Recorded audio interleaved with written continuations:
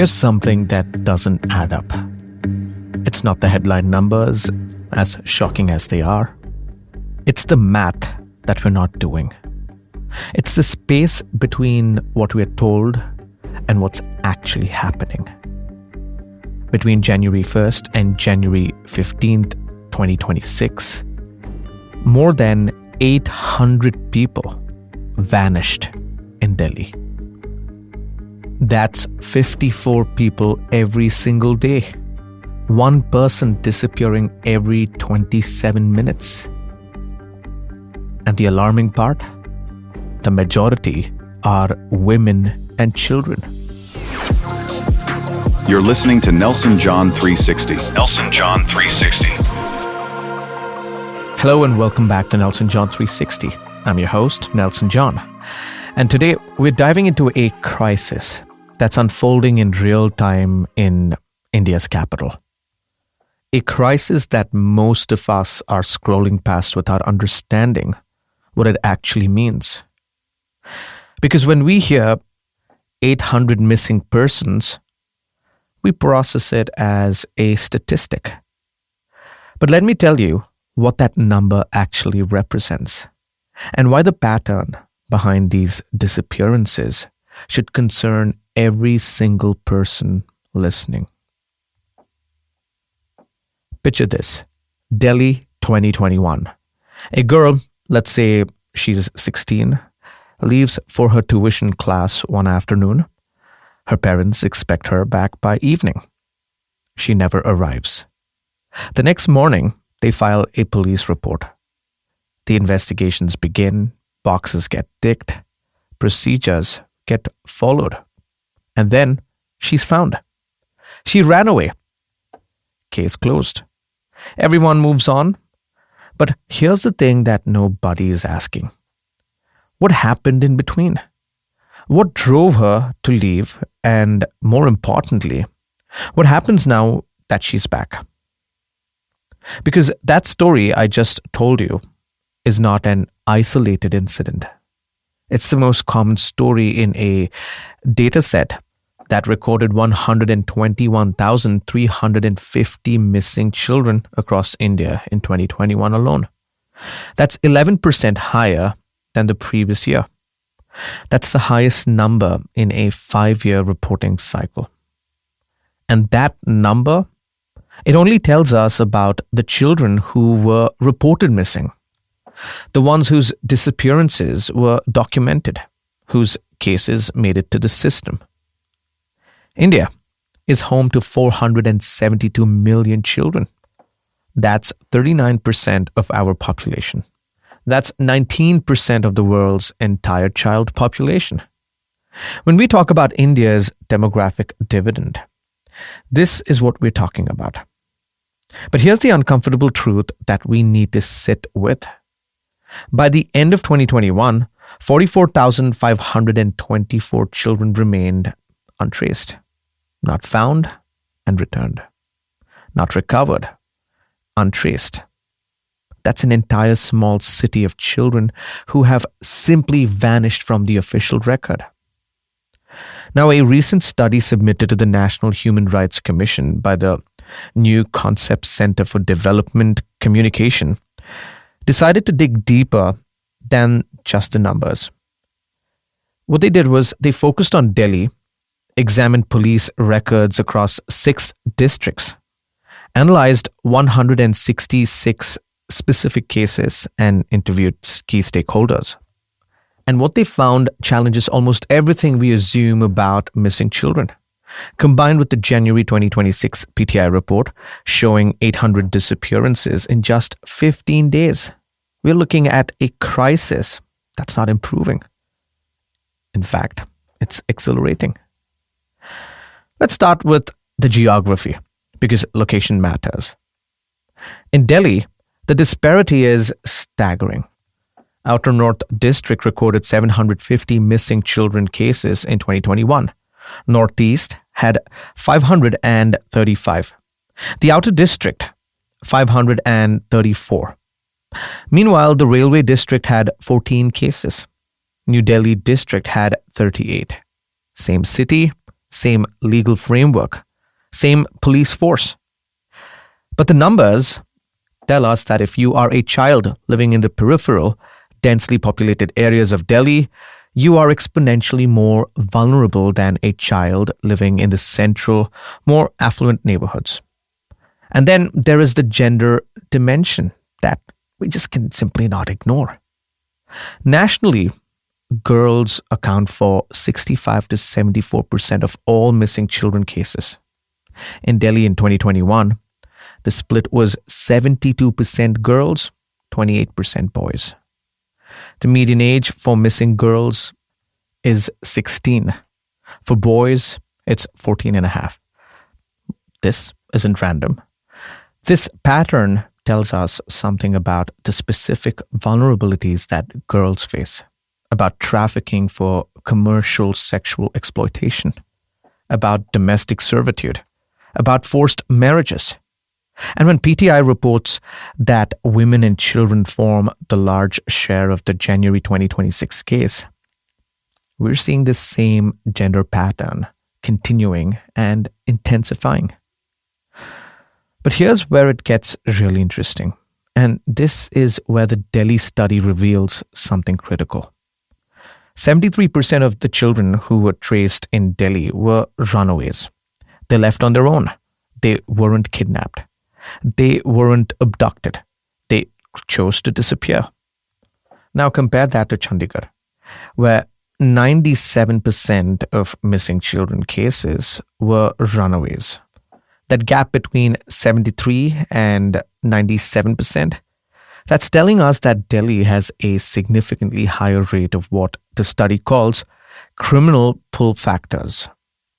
That means more children in Delhi are actually being taken against their will, being lured, being trafficked. So let's talk about why children run away. Because this is where the data gets deeply uncomfortable. The primary drivers is described in the study as a lack of communication within families. Study-related pressure ranks high, resentment toward parental restrictions, fear of corporal punishment. These aren't abstract social issues.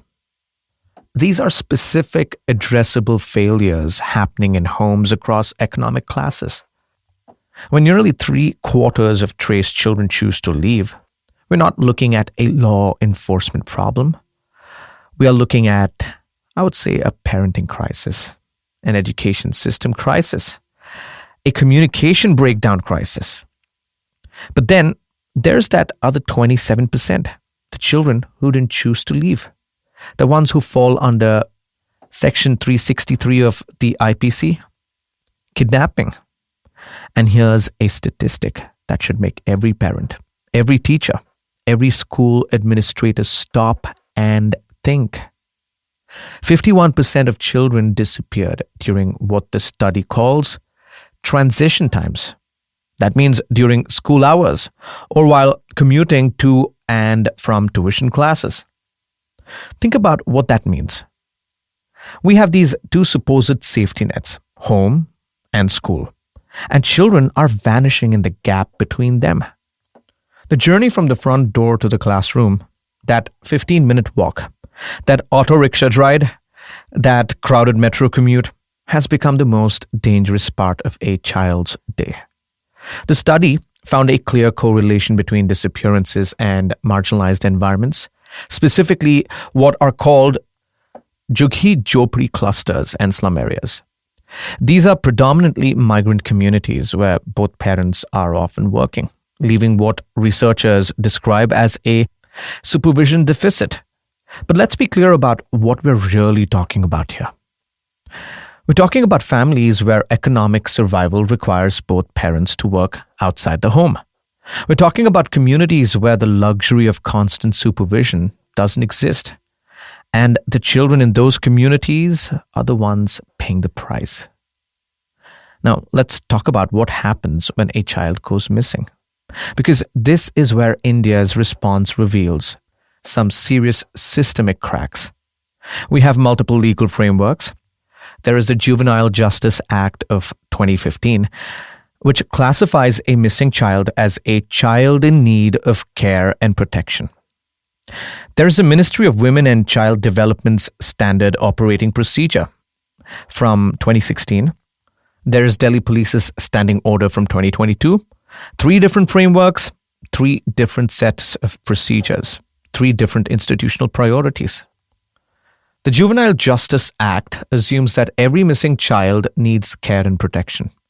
The ministry's SOP presumes abduction or trafficking until proven otherwise. The Delhi Police's standing order focuses on creating a daily diary entry and using facial recognition software. You see, these aren't complementary approaches. These are competing frameworks that create what the study calls operational friction. Here's a specific example of that friction. The juvenile justice model rules mention using social media and SMS for tracing. The ministry emphasizes something called the Track Child Portal. The Delhi Police mandates facial recognition software. All of these are potentially useful tools. Cannot deny that. But there is no unified strategy. There is no single protocol. An officer responding to a missing child report has to navigate multiple, say sometimes contradictory procedural requirements. And then there is what's happening after a child is found. This is the part that shocks me the most in the study. In the majority of cases, once a child is recovered and returned home, the state considers the case closed. There is a pervasive lack of understanding about rehabilitation. There is minimal follow-up. Parents in long-term cases explicitly stated that much more should have been done by the police. But here's the thing, it's not just about police. The Child Welfare Protection Officer, the Child Welfare Committee, the District State Legal Services Authority, these are entities that are supposed to work together to ensure not just physical recovery, but social and economic reintegration. In practice, their roles overlap, their responsibilities are unclear, and children fall through the cracks. Let me give you some specifics on what should happen based on age. Because the study lay out clear protocols that largely aren't being followed. For children aged 0 to 5, there should be immediate examination of creche owners, domestic helpers, frequent family visitors. All Delhi hospitals should receive online alerts within 24 hours. For children aged 5 to 14, investigators should aggressively use digital tracing, GPS location, IP address tracking, social media application audit. For teenagers aged 14 to 18, there should be direct questioning of teachers and friends, specific inquiry into whether they eloped, whether there were false promises of marriage by relatives or acquaintances. These protocols, they exist on paper. They exist in official guidelines. But the question is implementation. It's inconsistent at best, or non-existent at worst. Now let's talk about technology, because this is where things get both promising and deeply concerning. The Delhi police have deployed facial recognition technology. It's a force multiplier, of course. It can match the face of an unidentified child found in one part of the city with a missing child report from another district. But here's the problem. The Delhi High Court has expressed grave concern that 6,415 faces remain unmatched and unverified in the system. And more fundamentally, there's no regulatory framework for this technology. Under the Supreme Court's Puttaswamy judgment on privacy, any surveillance technology must pass a threefold test. There must be legality, meaning a clear law authorizing its use. There must be a legitimate state aim, which child protection certainly qualifies as. And there must be proportionality, ensuring the technology doesn't infringe on privacy beyond its intended goal. Right now, facial recognition technology for missing children doesn't clearly meet all 3 requirements, which means the Delhi police are operating in a legal gray zone, and the entire tracing system could face legal challenges that might shut it down entirely. So where does this leave us? What are the actual solutions? First, we need administrative consolidation.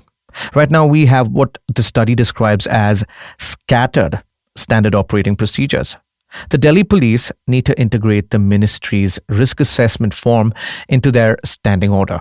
This is essential for tracking repeated runaways, for identifying children who've been victims of previous crimes, for flagging those who need immediate medical attention. One unified procedural manual, one clear chain of responsibility. Second, we need to recognize that rehabilitation isn't just physical return. Section 39 of the Juvenile Justice Act is clear. It mentions that rehabilitation must ensure social and economic reintegration. That means making sure the child goes back to school. That means linking families to welfare schemes. That means counseling. That means follow-up. A child who ran away once because of family communication breakdown will still run away again if those underlying issues aren't addressed, right? A child who was trafficked and then returned without trauma support is at risk of re-victimization, right? Third, we need preventive interventions that address the 73% runaway rate. The study suggests leveraging youth platforms like the National Cadet Corps, NCC, National Service Scheme, the Nehru Yuva Kendra Sangathan for peer-to-peer support. It calls for positive parenting programs. These aren't radical suggestions. These are basic community engagement strategies that acknowledges the root causes. Fourth, we need to fix the safe passage protocols. If 51% of children are disappearing during commutes, then schools, parents, and communities need to collaborate on ensuring those 15 minutes between home and classrooms are protected. That might mean organized school transport. That might mean community volunteers monitoring high-risk routes. That might mean technology solutions like check-in apps. And finally, we need to talk about the strategic blind spot that the study identifies. Every statistics I've cited today comes from reported cases that made it into police records, into the National Crime Records Bureau database. But what about the cases that were clubbed under other crimes? What about the children whose families never went to the police?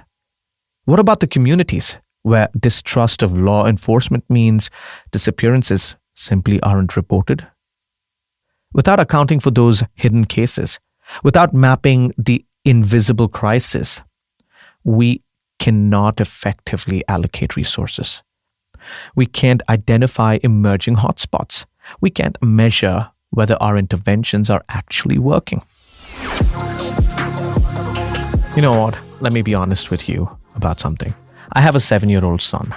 And as I was researching this episode, reading through cases, news articles, and looking at some of the statistics, I kept thinking about him, about the world he's growing up in, about the pressures he'll face that I never did, about whether I'm creating the kind of relationship where 10 years from now, when he's struggling with something, his first instinct is to talk to me, not to run from me.